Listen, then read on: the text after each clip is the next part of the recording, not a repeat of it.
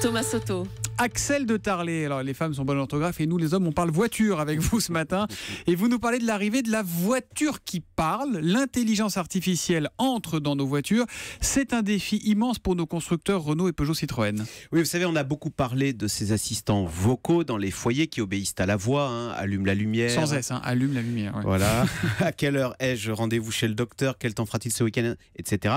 Eh bien, ces assistants vocaux entrent maintenant dans les voitures.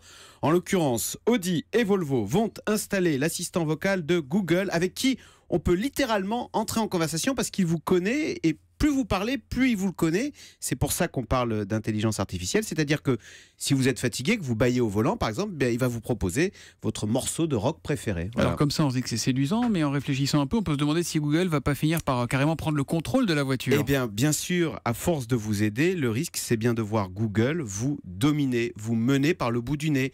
Exemple, arrête-toi dans cette station essence. Une station Total, parce qu'au préalable, Google aura passé un accord commercial avec Total. Et puis ce sera aussi, par exemple, dis donc pour tes pneus, il faut les changer, va donc chez Speedy.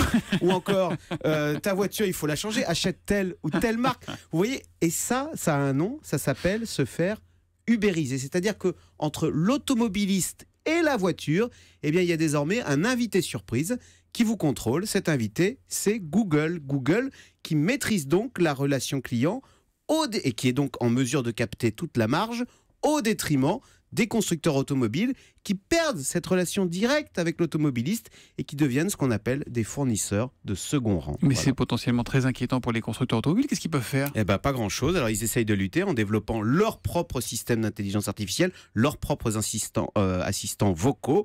C'est pourquoi, par exemple, la semaine dernière, c'est passé inaperçu, mais Renault a racheté toute la recherche française d'Intel. On parle là quand même de 400 ingénieurs, justement pour essayer de s'imposer dans ce secteur crucial de l'intelligence embarquée et ne pas laisser Google seul au volant. Et comme dirait Axel de Tarlet, va donc chez Speedy. Merci beaucoup Axel et à demain.